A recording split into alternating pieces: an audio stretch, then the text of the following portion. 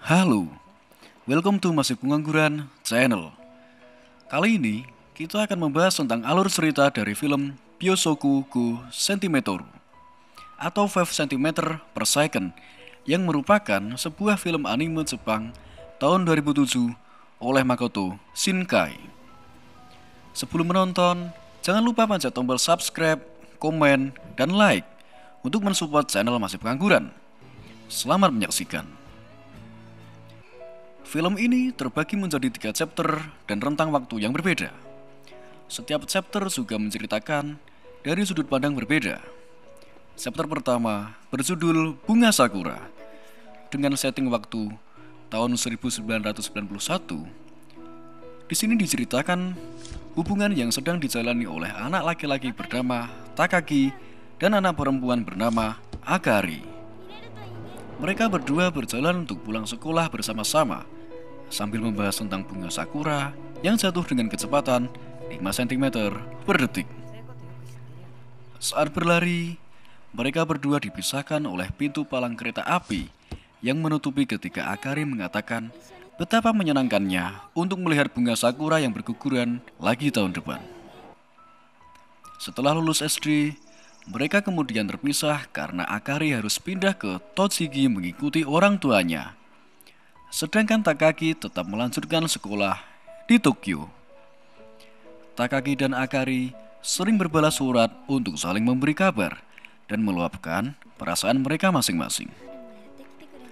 Waktu itu, Takagi ternyata berencana untuk pindah ke Kagoshima sewaktu dia memasuki semester 3 untuk mengikuti orang tuanya. Setelah membaca surat-surat Akari, Takagi berencana untuk menemui Akari dengan menaiki kereta peluru. Mereka berdua pun membuat janji untuk ketemuan di stasiun kota Tochigi pada tanggal 3 Maret jam 7 malam. Sebelum berangkat, Takagi pun mempersiapkan semua kebutuhan untuk perjalanannya. Saat keberangkatannya, turunlah salju yang membuat cuaca menjadi dingin. Di sela perjalanannya, Takagi mengenang kebersamaannya bersama Akari di masa lalu yang membuatnya berpikir tentang kemiripan mereka berdua. Akari pindah ke sekolah Takagi setelah setahun Takagi pindah ke sekolah tersebut. Karena sering sakit, mereka lebih sering menghabiskan waktu di perpustakaan. Hal tersebut membuat mereka berdua jadi saling mengenal dan bersahabat. Teman-teman mereka bahkan mengira bahwa Takagi dan Akari berpacaran. Dari situlah mereka berdua membuat janji untuk saling bersama mulai saat itu. Akhirnya tibalah Takagi di stasiun Shinjuku. Jantung Takagi berdetak lebih cepat karena semakin dekat dengan Akari. Takagi melanjutkan perjalanannya menggunakan kereta bawah tanah ke stasiun Musashirawa. Di stasiun tersebut, Takagi akan melanjutkan perjalanannya menggunakan kereta ekspres. Saat menunggu kereta tiba, Takagi kembali mengenang masa di mana Akari menelpon dirinya dan mengatakan akan pindah ke Tochigi. Akari berkata bahwa ia sudah meyakinkan orang tuanya untuk ikut bibinya dan berjalan menuju sekolah. Namun orang tuanya menolak karena Akari belum dewasa. Ketidaksabaran Takagi akhirnya meningkat karena petugas stasiun mengumumkan bahwa kereta ekspres mengalami keterlambatan karena terhalang salju. Setelah sampai di Kuki, kereta pun berhenti untuk transit selama 10 menit. Begitu juga di stasiun Nogi. Takagi merasa khawatir karena takut jika dirinya datang terlambat dari waktu janjiannya dan membuat Akari merasa cemas. Takagi pun mengenang masa lalunya kembali saat surat Akari datang untuk pertama kalinya. Di samping itu, Takagi juga telah menulis sebuah surat yang berisi tentang perasaannya yang akan Takagi berikan secara langsung kepada Akari karena Takagi tidak dapat mengatakannya secara langsung kepada Akari. Takagi pun tersadar dari lamunannya dan melanjutkan perjalanannya ke stasiun Utsunomiya. Berkali-kali kereta mengalami keterlambatan menyebabkan Takagi melewati jam janjian mereka. Saat membeli minuman dan merogoh saku mantel Takagi, surat yang akan diberikan kepada Akari jatuh dan diterbangkan oleh angin. Hal itu tentunya membuat Takagi semakin lesu. Kereta akhirnya tiba dan Takagi pun melanjutkan perjalanan. Lagi-lagi kereta terhenti karena badai salju yang parah. Takagi menjadi semakin cemas karena ia telah terlambat selama 2 jam. Terlebih lagi, ia juga harus menunggu kereta dapat beroperasi lagi selama 2 jam. Sesampainya di stasiun yang menjadi tempat janjian mereka, jam sudah menunjukkan pukul 11 malam. Takagi berjalan dengan lesu karena mengira bahwa Akari mungkin sudah pulang. Namun tak disangka bahwa Akari masih setia menunggu Takagi di ruang tunggu stasiun. Mereka pun saling bercengkrama untuk melepas kerinduan. Setelah ruang tunggu stasiun tutup, mereka pergi untuk melihat pohon sakura seperti yang telah dijanjikan oleh Akari. Namun sesampainya di tempat itu, seluruh bunga sakura di pohon tersebut telah gugur. Pada akhirnya, mereka menganggap bahwa salju yang berjatuhan dari langit adalah pengganti guguran bunga sakura. Mereka berdua pun berpelukan, berciuman, dan berbagi selimut di gudang tempat mereka berdua tidur. Keesokan harinya, Takagi yang akan pulang berpamitan dengan Akari. Mereka berdua berjanji untuk tetap berhubungan lewat surat maupun telepon. Takagi yang kehilangan surat yang ditulisnya memilih diam dan tidak mengatakannya kepada Akari. Setelah kereta berangkat, Akari juga mengeluarkan surat yang ditujukan kepada Takagi, namun tidak jadi diberikan kepada Takagi. Film pun berlanjut ke chapter kedua yang berjudul Cosmonaut. Di sini diceritakan bahwa Takagi Tohno telah menempuh pendidikan SMA di tempat barunya, yaitu Kagoshima. Adegan dibuka dengan Takagi yang sedang berjalan dengan seseorang di bukit dan melihat langit yang cerah pada malam hari. Setelah itu, diceritakan bahwa seorang cewek bernama Kanae Sumida sedang menyukai Takagi. Hal itu terlihat karena Kanae mempersiapkan diri hanya untuk sekedar menyapa dan ngobrol dengan Takagi di sekolah. Saat di kelas, guru meminta murid-muridnya untuk segera mengumpulkan formulir masa depan. Dibandingkan dengan teman-temannya, Kanae terlihat belum memutuskan masa depannya. Sehingga temannya berkata bahwa yang ada di pikiran Kanae hanyalah Takai Tohno.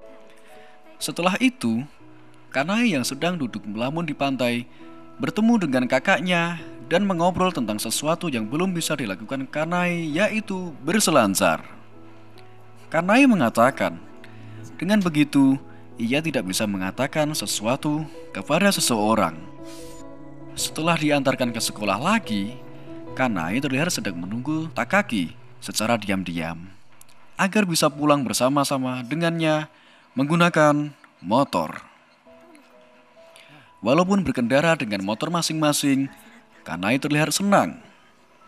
Saat itu, Kanae mengingat masa lalunya saat Takagi Tohno pindah ke SMP-nya.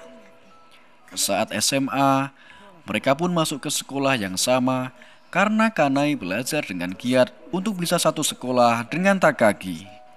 Sejak saat itu, Kanae menyukai pribadi Takagi. Kanae selalu memikirkan tentang Takagi yang sering mengetik sebuah pesan di ponselnya dan berharap bahwa pesan itu ditujukan untuknya. Sewaktu di sekolah, Kanae dipanggil oleh gurunya karena belum mengumpulkan formulir masa depan. Ia pun juga disuruh untuk mendiskusikannya dengan kakaknya yang juga seorang guru.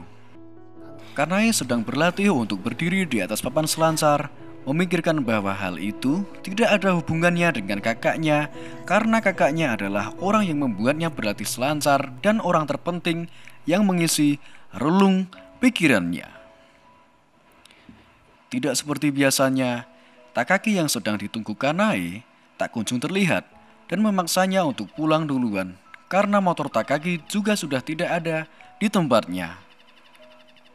Di perjalanan pulang, Kanae melihat motor Takagi sedang terparkir di pinggir jalan. Ia pun turun dari motornya dan mencari Takaki yang ternyata sedang duduk di atas bukit sambil bermain ponselnya. Walaupun merasa sedih karena melihat Takaki yang seperti sedang SMS-an, Kanae tetap mendekati Takaki untuk duduk dan mengobrol bersamanya. Mereka akhirnya ngobrol tentang masa depan. Salah satunya adalah Takaki yang mengikuti tes penerimaan mahasiswa Universitas Tokyo. Kanae yang masih ragu tentang masa depannya mengatakan bahwa ia pun bahkan tidak tahu akan apa yang terjadi padanya besok. Takaki menjawab bahwa hal itu terjadi pada semua orang dan dirinya pun memiliki banyak keraguan di hidupnya. Dia hanya bisa mengatur yang bisa ia lakukan saja. Setelah mendengar jawaban Takaki, Kanae membuat pesawat kertas dan menerbangkannya dari bukit itu. Saat pulang, mereka berhenti di persimpangan yang ditutup karena akan dilalui oleh kendaraan yang mengangkut sebuah roket. Kanae mengatakan bahwa kecepatan kendaraan itu adalah 5 km per jam. Perkataan itu membuat Takaki sedikit terkejut. Mereka berdua pun mengobrol tentang peluncuran roket tersebut dan roket yang akan terus menembus tata surya tak peduli waktu yang dibutuhkan. Kemudian mereka berdua pulang.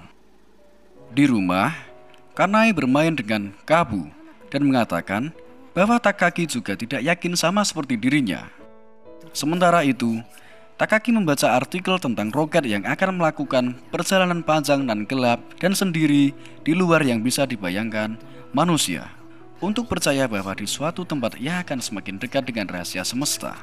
Dengan keadaan seperti itu, Takaki bertanya-tanya kemanakah dan seberapa jauh kita akan pergi. Lalu, Takaki mencatat mimpi yang dialaminya, yaitu mimpi berdiri dengan gadis di planet lain yang wajahnya tidak dapat dilihatnya.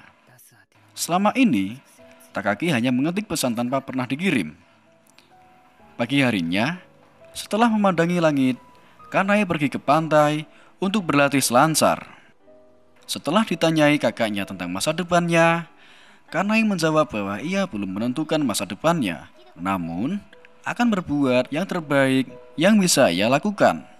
Untuk pertama kalinya setelah setengah tahun, Kanae berhasil untuk berdiri di atas papan selancar kala ombak menerjang.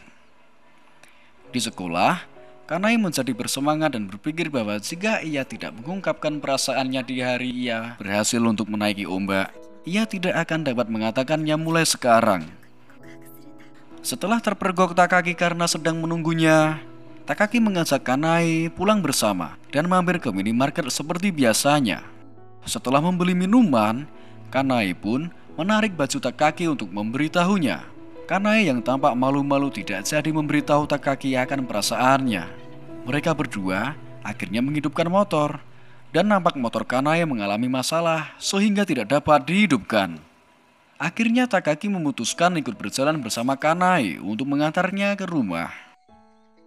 Di perjalanan pulang, Kanae menangis karena merasa Takaki begitu baik kepadanya. Takaki yang merasa kebingungan pun teralihkan pandangannya oleh suara roket yang sedang diluncurkan. Mereka berdua pun melihat roket yang menembus angkasa dengan cepatnya. Setelah itu mereka berdua berjalan kembali. Kanae pun memutuskan untuk tidak memberitahukan perasaannya karena Kanae menyimpulkan bahwa Takaki tidak pernah melihat dirinya dan selalu melihat sesuatu yang jauh di luar sana, yaitu Akari. Chapter ketiga, berjudul 5 cm per detik, menceritakan bahwa pada 2008 Takaki bekerja di sebuah perusahaan di Tokyo. Suatu hari Takaki pergi keluar meninggalkan pekerjaannya karena melihat bunga sakura yang berguguran ke meja kerjanya. Takaki kemudian berjalan menuju pintu palang perlintasan kereta api yang merupakan tempat perpisahannya dengan Akari dulu. Takaki pun tersadar bahwa ia berpapasan dengan seorang wanita yang tidak asing dengannya. Ketika membalikkan badan, ia melihat wanita itu berbalik, namun kereta pun segera melintas, membuat ia tidak bisa melihat wanita tersebut. Di tengah perjalanan, ia dihubungi oleh seorang wanita namun tidak digubrisnya. Diketahui bahwa wanita ini bernama Mizuno yang merupakan pacar Takaki selama 3 tahun terakhir. Di tempat lain, Akari yang berada di stasiun mengatakan bahwa ia sebulan akan menikah dengan pria pujaannya, yang tentunya bukan dengan Takagi. Di kereta, Akari mengenang mimpinya semalam karena surat yang belum sempat diberikannya kepada Takagi tentang masa lalunya bersama Takagi sewaktu anak-anak. Takagi pun menerima pesan dari Mizuno dan Mizuno pun menyadari bahwa Takagi tidak benar-benar mencintainya. Takagi yang masih terbayang-bayang dengan Akari merasa tertekan hingga dia keluar dari pekerjaannya. Di sebuah toko, ia pun melihat majalah yang membuat artikel tentang peluncuran pesawat luar angkasa yang sempat ia lihat dahulu. Setelah itu, Takagi dan Akari pun masuk ke sebuah kereta secara bersama dan saling mengisi narasi secara bergantian tentang mimpi di masa lalunya saat mereka berusia 13 tahun. Setelah itu, kita diajak untuk melihat masa lalu mereka berdua.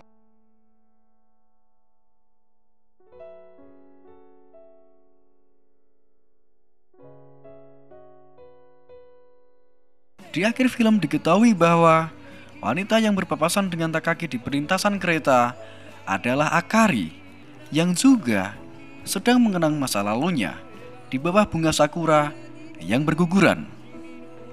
Namun setelah kereta melintas, Akari telah pergi dan tidak lagi di tempat itu. Takagi pun hanya tersenyum dan melanjutkan perjalanannya. Terima kasih telah menonton tayangan dari channel Masih Pengangguran. Jangan lupa pencet tombol subscribe, komen, dan like untuk terus mensupport channel Masih Pengangguran. Sampai jumpa di video selanjutnya.